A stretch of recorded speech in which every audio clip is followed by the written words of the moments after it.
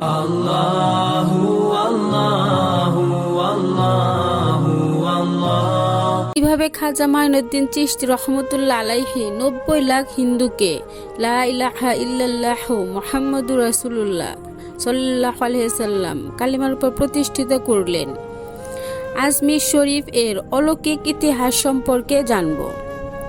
একটা সময় আজমির শরীফ একটি মন্দির ছিলেন। সেটি ছিল আজমিরের সবচেয়ে বড় মন্দির এবং এই মন্দিরটি শুধুমাত্র রাজা এবং রানীর পূজার জন্য নির্দিষ্ট ছিল। মন্দিরের পাশে একটি পুকুর ছিল এবং এই পুকুরটা ছিল একটা গুরুত্বপূর্ণ ঐতিহাসিক পুকুর। এর নাম ছিল আনাসাগর। হিন্দুরা সেই পুকুরের পানিকে অত্যন্ত পবিত্র এবং বরকতময় মনে করত। তাদের বিশ্বাস ছিল যে ব্যক্তি এই পুকুরের পানিতে জীবন একবার গোসল করবে তার সকল পাপ ধুয়ে মুছে সাফ হয়ে যাবে। এই মন্দিরে রাতের বেলা এত বেশি পরিমাণে প্রদীপ ব্যবহার করা হতো যে প্রতি রাত্রে এই প্রদীপগুলো জ্বালাতে 3.5 মণ তেল ব্যবহার করা হতো। মন্দিরের আশপাশে অনেক গ্রাম মন্দিরের নামে ছিল, অর্থাৎ এইসব গ্রামের আয় এই মন্দিরে ব্যয় করা হতো। এই মন্দিরে হাজার হাজার কর্মচারী সেই সময় নিয়োজিত ছিল, যাদের দায়িত্ব ছিল এই মন্দিরে আগত দর্শনার্থীদের পথ দেখানো এবং তাদের খেদমত করা।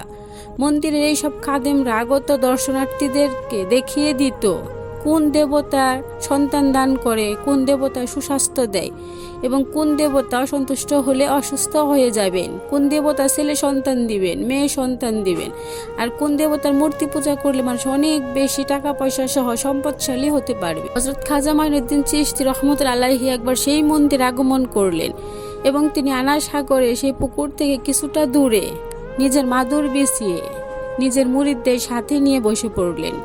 ইতিমধ্যে আসরের নামাজের ওয়াক্ত ঘনিয়ে আসলো। অতঃপর খাজা মাইনুদ্দিন চিশতি রহমতুল্লাহ আলাইহি তার অন্যতম প্রিয় শাগরেদ কুতুবউদ্দিন রহমতুল্লাহ আলাইহিকে আজাদ দিতে বললেন। এই প্রথমবার কুফর এবং শিরকের আখড়ায় আজমিরে আল্লাহ তাআলার একত্ববাদ এবং আল্লাহর রাসূল সাল্লাল্লাহু আলাইহি সাল্লাম এর সালাতের ঘোষণা আসতে লাগলো। হাইয়া আলাস সালাহ, হাইয়া আলাল ফালাহ ধ্বনি সহ। সেখানে লোকগুলো ইসলাম সম্পর্কে একেবারে অজ্ঞ ছিল। জীবনে কখনোই এ ধর্ম সম্পর্কে কিছুই জানতো না, তবে পণ্ডিতরা ভালো জানতো। তবে যাই হোক, আজানের শব্দ শুনে তারা পেরেশান হয়ে পড়ল। এলাকাবাসী সবাই নিজ নিজ ঘর থেকে বেরিয়ে এলো এবং আশ্চর্য হয়ে এদিক সেদিক ঘোরাঘুরি করতে লাগলো যে এই সুমধুর কণ্ঠ, যার ভিতরে এত মায়া, এত ভালোবাসা, এই শব্দ আসছে কোথা থেকে।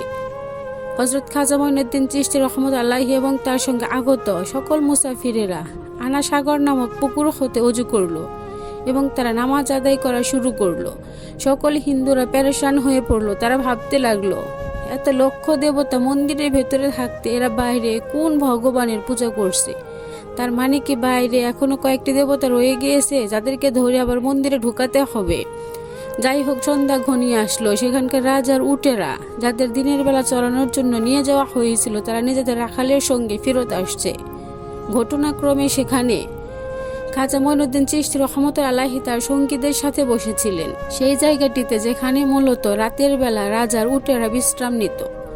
তো রাখালেরা হযরত খাজা মাইনুদ্দিন চিশতি রহমতুল্লাহ আলাইহিকে বললেন, এই যে বাবা, আপনি এখান থেকে উঠে যান। এই স্থানটা রাজার উটদের থাকার জন্য, এখানে আপনি বসতে পারবেন না। খাজা মাইনুদ্দিন চিশতি রহমতুল্লাহ আলাইহি বললেন, এত খালি জায়গা পড়ে আছে বাবা, উটেরা তো যে কোনো জায়গায় বসতে পারে, আমরা এখানে মুসাফির মানুষ, কেন আমাদের হয়রানি করছেন? একথা শুনে রাখালেরা আরো বেশি রকচটা। তারা জোরপূর্বক খাজা মাইনুদ্দিন চিশতি রহমতুল্লাহ আলাইহিকে সেখান থেকে সরিয়ে দিতে লাগলো আর বলল, এখানে উটেরাই বসবে, রাজার উটেরা, যেই সেই উট নয়। রাজার উটদের সাথে বেয়াদবি করাও ঠিক না, আপনার অন্য কোথাও গিয়ে বসুন। শেষ পর্যন্ত হযরত খাজা মাইনুদ্দিন চিশতি রহমতুল্লাহ আলাইহি রাখালদের বাজে ব্যবহার দেখে কুতুব আলাহিকে বলতে লাগলেন, উঠো কুতুবউদ্দিন, এরা বলছে এটা নাকি রাজার উটদের বসার জায়গা, তাহলে চলো আমরা এখান থেকে উঠে পড়ি। এখানে এখন শুধুমাত্র রাজার ভিআইপি উটেরা বসবে। একথা বলে খাজা মাইনুদ্দিন চিশতি রহমতুল্লাহ আলাইহি তার সঙ্গীদেরকে নিয়ে সেখান থেকে উঠে গেলেন। পরের দিন সকালবেলা যখন উটদের চড়ানোর জন্য নিয়ে যাওয়ার সময় হয়ে আসলো, তখন রাখালেরা উটদের চড়ানোর জন্য নিতে আসলো। তখন তারা দেখতে পেল উটগুলো হাঁটাচলা ফেরা করতে অক্ষম। রাখালেরা উঠতে অনেক মারধর করলো, কিন্তু এই কি কাণ্ড, উটগুলো সেখান থেকে 1 ইঞ্চিও ডানে বামে নড়ল না। রাখালেরা অত্যন্ত পেরেশান হয়ে গেল। তারা অবাক হয়ে গেল যে উটগুলো তাদের ইশারা দেওয়ার সাথে সাথে উঠে যেত, আজ এত মারধর করার পরও তাদের কেন ওঠানো যাচ্ছে না। হঠাৎ রাখালদের মনে পড়লো গতকাল সেই মুসাফির বাবা উঠতে উঠতে বলছিল উটগুলো এখানেই বসে থাকবে, আর উঠবে না। রাখালদের একজন ছিল একটু ধর্মপরায়ণ। যখন লোকজন জড়ো হতে শুরু করলো তখন রাখাল চিৎকার করে বলতে লাগলো, নিশ্চয়ই সেই ফকির বাবার বরদোয়া লেগেছে, তিনি কোনো কামেল জাদুকর হবে। আবার কেউ কেউ তাকে ভগবানের অবতার বলে মনে করতে লাগলো। যাই হোক, শেষ পর্যন্ত রাজা পৃথ্বীরাজের কানে পৌঁছে গেল দেশে এমন একজন মুসাফির বাবা এসেছেন যার কথায় উটেরা জাদুগ্রস্ত হয়ে গিয়েছে, এখন তারা আর বসা থেকে উঠতে পারছে না। রাজা হযরত খাজা মঈনুদ্দিন চিশতি রহমতুল্লাহিকে সংবাদ পাঠালেন এবং রাজমহলে ডেকে জিজ্ঞেস করলেন, এই যে ফকির বাবা, আপনি আমার জানোয়ারগুলোকে কেন পঙ্গু বানিয়ে রেখেছেন? এই বেচারা উটগুলো ক্ষুধা এবং তৃষ্ণায় মারা যাচ্ছে, তাই মেহেরবানি করে আপনি আপনার জাদু ফিরিয়ে নিন। খাজা মঈনুদ্দিন চিশতি রহমতুল্লাহি মুস্কি হেসে বললেন, আমরা মুসলমান মহারাজ, মুসলমানেরা কাউকে বরদোয়া করে না এবং জাদুমন্ত্রও করে না। আর যার হুকুমে উটগুলো বসে আছেন তার হুকুম না হলে সেই উটগুলো উঠে দাঁড়াবে না। ঠিক আছে, যিনি উটগুলোকে বসিয়ে রেখেছেন আমি তার নিকট প্রার্থনা করছি তিনি যেন উটগুলোকে উঠে দাঁড়ানোর ব্যবস্থা করেন। তো এই কথা বলার পরপরই উটগুলো সাথে সাথে উঠে দাঁড়ালো। এই ঘটনার পর থেকে মুসাফিরের প্রতি হিন্দুদের আগ্রহ বাড়তে থাকে। মুসাফিরেরা 5 ওয়াক্ত আজান দিত এবং নামাজ আদায় করত এবং শেষ পর্যন্ত এই খবর রাজার কানে পৌঁছলো। কিছু সংখ্যক পণ্ডিতরা রাজাকে বলল, মহারাজ, এই মুসাফিরের ধর্মকর্ম নিয়ে সাধারণ মানুষের মধ্যে আবেগ এবং আগ্রহ তৈরি হয়েছে, আর এরা আমাদের মন্দিরের পাশে পবিত্র পুকুরে হাত মুখ ধুয়ে পুকুরের পানিকে অপবিত্র করে ফেলছে। এরা আমাদের ধর্মের বিরুদ্ধেও কথা বলছে। এরা বলে যে আমরা যে সকল মূর্তির পূজা করি এরা কেউ পূজার উপযুক্ত নয়, এগুলো তো সামান্য পাথর মাত্র। তাই মহারাজ এখনই বলছে এই ফকিরগুলোকে এখনই বিদায় করুন, না হয়তো এরা আমাদেরকে বিদায় করে দিবে। রাজা পৃথ্বীরাজ প্রচণ্ড রেগে গেলেন। তিনি খাজা মঈনুদ্দিন চিশতি আলাইহিকে ডেকে পাঠালেন এবং বললেন, দেখতে পাচ্ছি তোমরা গোমাথার গোশত ভক্ষণ করছো, আমাদের ধর্মের বিরুদ্ধে কথা বলছো, এমনকি আমাদের পবিত্র পুকুরের পানি নিজেদের হাত মুখ ধুয়ে অপবিত্র করে ফেলছো। আমরা এইসব বিন্দুমাত্র সহ্য করব না, অতএব তোমরা এখান থেকে এখনই বিদায় হও। খাজা মঈনুদ্দিন চিশতি রহমতুল্লাহ আলাইহি বললেন, এইখানে তো হাজার হাজার মানুষ পুকুরে গোসল করে, আমরা সামান্য কয়েকজন মানুষ, অল্প একটু পানি নিলে কি এমন ক্ষতি হয়? কিন্তু রাজা পৃথ্বীরাজ বলল, তারা সবাই আমাদের ধর্মের মানুষ, কিন্তু তোমরা বিধর্মী। এরপর যদি তোমরা আমাদের পবিত্র পুকুরের পানি নোংরা করো তাহলে আমরা তোমাদের বিরুদ্ধে কঠোর পদক্ষেপ নিতে বাধ্য হব। খাজা মঈনুদ্দিন চিশতি কুতুবউদ্দিনকে বললেন, কুতুবউদ্দিন, আমরা যদি পুনরায় পুকুর থেকে পানি নেই তাহলে এরা সম্ভবত বড় ধরনের ঝামেলা করবে। তুমি কি এক পাত্র পানি নিয়ে এসো শেষবারের মতো, যাতে জরুরি প্রয়োজনে আমাদের কাজে আসে। অতঃপর কুতুবউদ্দিন বখতি আলাইহি বলল, জি হযরত, পাত্র ভরে পানি নিয়ে আসি। এরা এই শর্তে পানি দিতে রাজি হয়েছে। হিন্দুরা এই শর্তে পানি দিতে রাজি হয়েছিল যে হ্যাঁ, পানি নিতে পারবে, তবে তোমাদের পাত্র ভিজবে, কিন্তু হাত যেন আমাদের পবিত্র পানিতে না লাগে। তোমাদের অপবিত্র হাত লেগে গেলে আমাদের এই সুন্দর পবিত্র পুকুরটা অপবিত্র হয়ে যাবে। পানি নেওয়ার সময় তাই শরীর স্পর্শ না করার শর্তে তার 1 বালতি পানি নেওয়ার সুযোগ পেয়েছিল এবং সেই সুযোগে হযরত কুতুবউদ্দিন বখতি রহমতুল্লাহ আলাইহি পুকুর ঘাটে বাঁধানো সিঁড়ির উপর গিয়ে বসলেন এবং পানির পাত্রটি পুকুরের পানিতে ডুবালেন। পাত্রটি পানিতে ভরাট হয়ে গেল। অতঃপর কুতুবউদ্দিন বখতি রহমতুল্লাহ আলাইহি পাত্রটি উপরে তুলে আনার জন্য যখনই উঠালেন, সঙ্গে সঙ্গে পুকুরের সমস্ত পানি শুকিয়ে গেল। আল্লাহু আকবার! এবং পুকুরের তলায় শুকনো বালি দেখা গেল।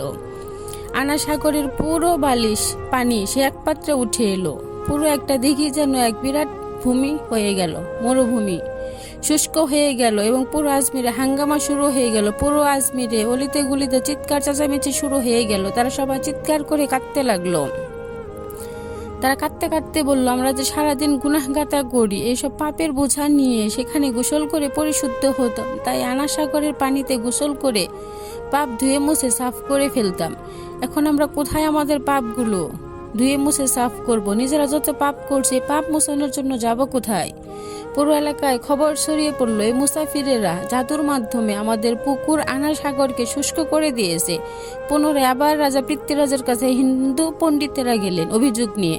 নতুন মুসিবতের কথা শুনে অত্যন্ত পেরেশানির মধ্যে পড়ে গেলেন রাজা পৃথ্বীরাজ। ভয় পাচ্ছেন তার বিরুদ্ধে কোনো অ্যাকশন নিতে। কেন এই জাদুকর আবার কি করে বসবে, না জানি তার রাজ্য হাতছাড়া হয়ে পড়বে। যাই হোক, সমস্ত উজিরদেরকে ডেকে পাঠালো। উজিরেরা সবাই বলল, এ ফকিরে হয়তো বড় কোনো জাদুকর, আর না হয় সত্যিকারের কোনো বড় কামেল। রাজার পেরেশানি আরো বেড়ে গেল। আজমিরের সৌন্দর্য মাহাত্ম্য আনা সাগরের কল্যাণেই ছিল। এই পুকুরের কারণে মানুষ দূর দূরান্ত থেকে আজমিরে ছুটে আসতো এবং নিজেদের ইমানকে তাজা করে ফিরে যেত। এই আনা সাগর শুষ্ক হয়ে যাওয়ার ফলে হিন্দুদের উপর অনেক বড় ধরনের আঘাত আসে। এটি রাজার জন্য খুব উদ্বেগজনক বিষয় ছিল। শেষ পর্যন্ত সিদ্ধান্ত হলো সেই ফকিরের সঙ্গে আলোচনার মাধ্যমে সমঝোতা আসতে হবে। তাকে জিজ্ঞাসা করা হবে মূলত সে কি চায়। যদি তার দাবি যুক্তিসঙ্গত হয় তবে সেগুলো মেনে নেওয়া হবে, অন্যথায় এলাকার সমস্ত নরনারী ও বাচ্চারা গিয়ে ফকিরের কাছে গিয়ে আকতি মিনতি করে ক্ষমা চাইবে, যেন তাদের আনা সাগর পুনরায় ফিরিয়ে দেন, যেন ফকির বাবা সাধারণ মানুষের উপর দয়া করেন।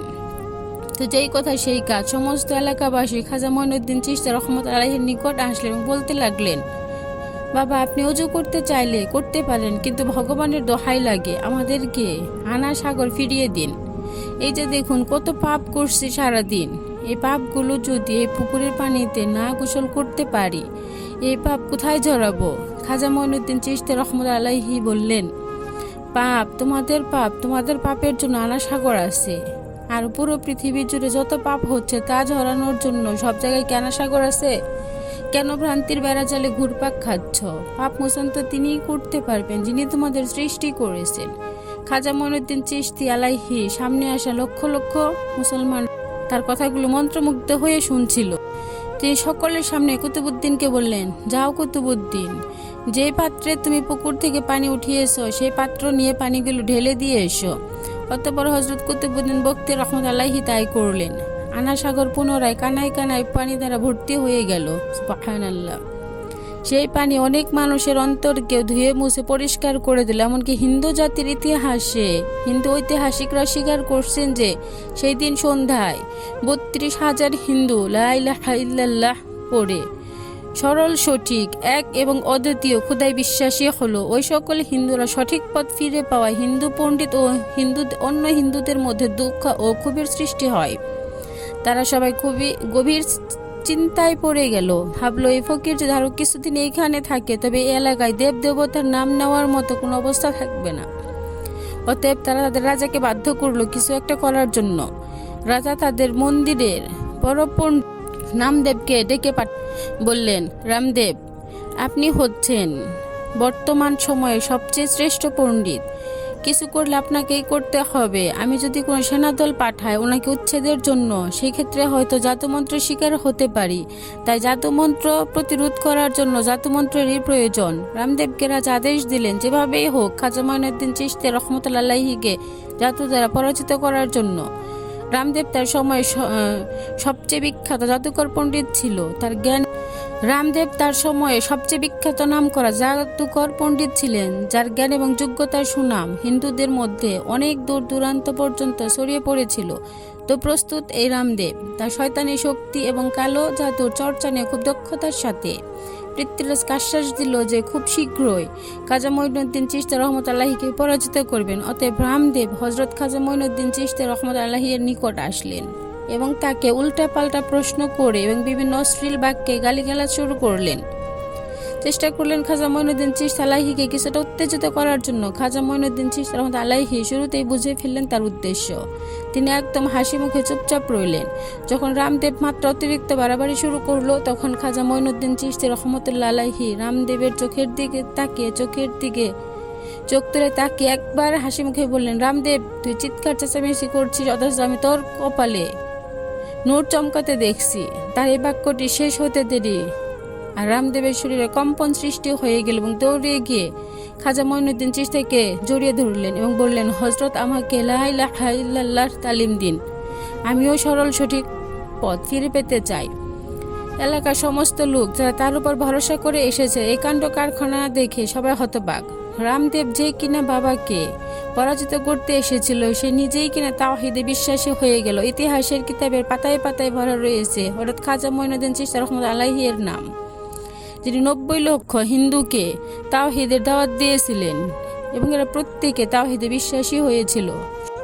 7 বছর পেরিয়ে গেল, কিন্তু হযরত খাজা মঈনুদ্দিন চিশতি আজমিরি রহমতুল্লাহ আলাইহি এর মাজার আজও ভারতের রাজস্থানে আজমির শরীফে বিদ্যমান রয়েছে। মৃত্যুর আগে তিনি বলে গিয়েছিলেন, আমার কবর নিয়ে কোনো বাড়াবাড়ি করবে না। মনে রেখো, তোমরা আমার মধ্যে যাই দেখেছো তা এক এবং অদ্বিতীয় খোদার বিভিন্ন নিদর্শন ছিল। তিনি চেয়েছেন বলেই তোমরা দেখেছো। আমার হাতে কিছুই নেই, সবই তার হাতে। দুর্ভাগ্যজনকভাবে তার কিছু অতি উৎসাহ ভক্ত সেখানে নতুন করে শিরকের আখড়া জুড়ে দিলেও পুরো পৃথিবীর অসংখ্য দিনদার মুসলমানদের হৃদয়ে খাজা মঈনুদ্দিন চিশতি রহমতুল্লাহ আলাইহি এখনও একজন শ্রেষ্ঠ আল্লাহর ওলি এবং বুজুর্গ ছিলেন।